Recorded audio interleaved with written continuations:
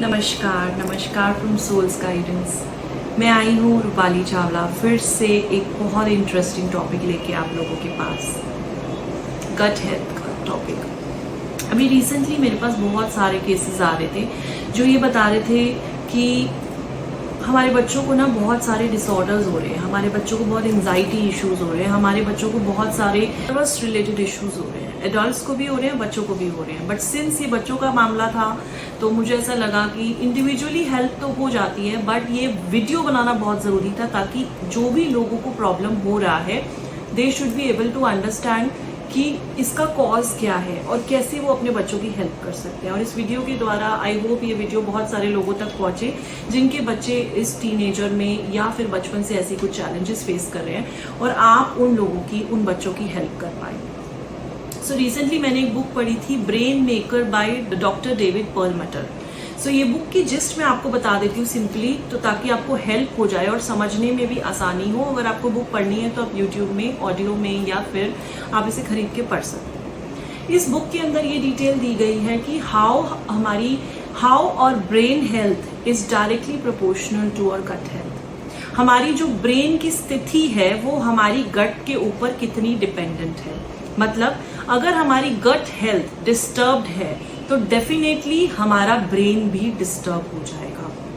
तो मुझे थोड़ी और डिटेल जाननी थी कि कैसे ऐसे हो रहा है। तो सबसे पहले मैं आपको सिंपल भाषा में बताऊंगी कि हमारी बॉडी में गुड बैक्टीरिया, बैड बैक्टीरिया, दोनों टाइप के बैक्टीरिया होते हैं। उसे माइक्रोबायोम बोला जाता है और वो हमारी इंटेस्टाइन्स में होते हैं ट्रिलियंस की मात्रा में। और ये माइक्रोबायोम जो है, इनका रोल है कि ये हमारे ब्रेन से एक वेगस नर्व है उससे कनेक्ट करते हैं और ब्रेन को सिग्नल प्रोवाइड करते हैं। और माइक्रोबायोम जो है हमारे मूड्स को भी कंट्रोल करता है, हमारे नर्वस सिस्टम, हमारे न्यूरोलॉजिकल इश्यूज को भी कंट्रोल करता है। तो हमारे लिए कितना इंपॉर्टेंट है माइक्रोबायोम। माइक्रोबायोम को गुड बैक्टीरिया भी बोला जाता है। लेकिन जब हमारी गट हेल्थ खराब होती है या फिर हमारी गट हेल्थ में कुछ इश्यूज होते हैं तो ये हमारे माइक्रोबायोम जो है ना, ये डिस्टर्ब्ड हो जाते हैं, इनकी क्वांटिटी कम हो जाती है। और जायज सी बात है, जो बहुत इंपॉर्टेंट है हमारी बॉडी में, उसकी क्वांटिटी कम हो गई तो हमारे ब्रेन में डेफिनेटली कुछ लैक कर रहा है, कुछ कमी हो रही है और उसकी वजह से हमको कुछ इश्यूज आने लग गए हैं। तो उसको पूरी करने के लिए हमको अपनी गट हेल्थ को इम्प्रूव करना पड़ता है और उसके लिए भी देयर आर वेरियस वेज। लेकिन अब आप बोलेंगे कि ये कैसे हो जाता है। तो सबसे पहले बहुत जरूरी है कि कॉज क्या है ये जानना। तो कॉज ये है कि हम बहुत इजीली प्रोसेस्ड फूड खा लेते हैं। मैगी ले ली हमने, बर्गर ले लिया हमने, 2 मिनट्स नूडल्स ले लिए, जो बहुत इजीली चीज़ें अवेलेबल होती है। प्रोसेस्ड फूड जो बहुत इजीली अवेलेबल होता है, बहुत जल्दी बन जाता है, वो हम खा लेते हैं। टेस्ट में तो बहुत अच्छा होता है, लेकिन वो हमारी बॉडी में हमारी गट हेल्थ को काफ़ी हद तक डिस्टर्ब करता है। और आज की डेट में गट हेल्थ इश्यूज इसलिए बहुत ज़्यादा है कि आज की टाइम पे प्रोसेस्ड फूड बहुत इजीली अवेलेबल है और बहुत सस्ता भी है। तो हम थोड़े से पैसे देते हैं और बच्चे जल्दी से जाके बिस्किट ले आते हैं, मैगी ले आते हैं और खा लेते हैं, and they are filled and they are very happy. But they don't know कि उसके पीछे के उनके साइड इफेक्ट्स क्या हैं, वो उनकी गट को कितना खराब कर रहे हैं। उसके अलावा सबसे मेजर रीजन क्या है कि हम एंटीबायोटिक्स बहुत ज़्यादा कंज्यूम करते हैं। कभी कभी तो ऐसा होता है कि हमें डॉक्टर ने सजेस्ट भी नहीं की है, लेकिन हमें कुछ नाम पता है लिमिटेड एंटीबायोटिक्स के, वो हम जाकर केमिस्ट से लेते हैं। केमिस्ट भी प्रिस्क्रिप्शन नहीं मांगता है और हम वो एंटीबायोटिक्स लेकर हम खा लेते हैं और हमें जल्दी आराम मिल जाता है। नो डाउट आराम मिल जाता है, लेकिन डू यू नो उसके साइड इफेक्ट्स क्या हैं। एंटीबायोटिक्स एक्चुअली हमको आराम तो दे देती है, लेकिन हमारी बॉडी में वो आराम से ज़्यादा नुकसान करती है लॉन्ग टर्म। क्यों? क्योंकि वो एक ऐसे बॉम्ब की तरह एक्ट करती है जो कि एक एरिया में फट तो जाता है, उस समय तो आपके गुड बैक्टीरिया भी खत्म हो जाते हैं और बैड बैक्टीरिया भी खत्म हो जाती है। तो बैड बैक्टीरिया खत्म हो गए इसलिए आपकी प्रॉब्लम तो सॉल्व हो गई, लेकिन व्हाट अबाउट गुड बैक्टीरिया जिसको उसने खत्म कर दिया है? तो अब क्या करेंगे आप? इसके लिए आपको लूज मोशन लग जाते हैं, डायरिया हो जाता है, डिसेंट्री हो जाता है, बिकॉज आपके अंदर गुड बैक्टीरिया तो खत्म हो गए हैं। एंड देन फर्दर डॉक्टर के पास आप जाते हैं कि मुझे लूज मोशन हो गया क्योंकि मैंने एंटीबायोटिक खाई थी, तो वो फर्दर आपको प्रोबायोटिक देते हैं।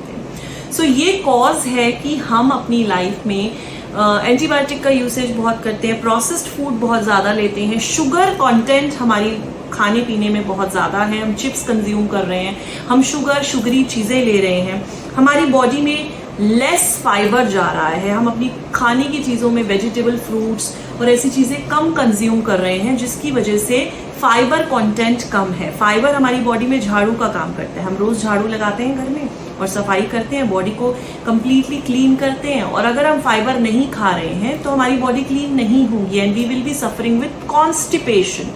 एंड जब हमारी बॉडी में वो कचरा रह जाता है, डेफिनेटली वो हमारी गट हेल्थ को डिस्टर्ब करता है। उसके अलावा जो हम स्ट्रेस ले लेते हैं वो भी वन ऑफ द रीजन है कि हम अपनी गट हेल्थ को डिस्टर्ब करते हैं। सो इस तरीके से हमारी गट हेल्थ हमारे ब्रेन से कनेक्टेड है, क्योंकि ब्रेन से हमारी वेगस नर्व कनेक्टेड है। सो वेगस नर्व हमारे ब्रेन से लेके हमारे डाइजेस्टिव सिस्टम से एक कनेक्शन बनाती है और वो एक हाईवे की तरीके से काम करती है। अगर तो हमारी उस हाईवे में ट्रैफिक नहीं है तो डेफिनेटली हमारी गट हेल्थ बहुत अच्छी है और हम बहुत अच्छे मूड में रहते हैं, हमें कोई डिसऑर्डर्स नहीं है और हमारी लाइफ बहुत स्मूथ चल रही है।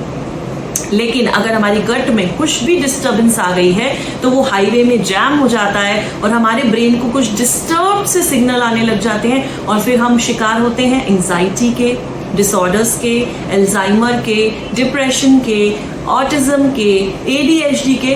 डिपेंड्स कि हमारी गट हेल्थ कितने टाइम से कितनी प्रॉब्लम, कितने पुरानी इश्यूज क्रिएट कर रही है। अब आप बोलेंगे कि इसको सॉल्व कैसे किया जाए।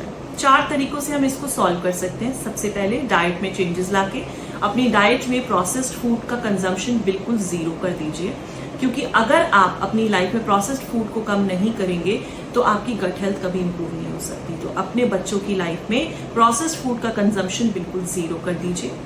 दूसरा, उनकी लाइफ में antibiotics until and unless it is important advised by the doctor, do not give them antibiotics. Try to handle the situations by the natural ways. Third, yoga और प्राणायाम का यूसेज करें और उसको अंडर एस्टिमेट ना करें। ब्रीदिंग एक्सरसाइज से, योगा प्राणायाम से आप उनकी वेगस नर्व को स्टिमुलेट कर सकते हैं, जिससे कि उनके मूड्स काफ़ी एक्टिव रहेंगे, पॉजिटिव रहेंगे और उनको मूड इश्यूज और ऐसे फर्दर डिस्टर्ब्ड एंजाइटी इश्यूज नहीं आएंगे।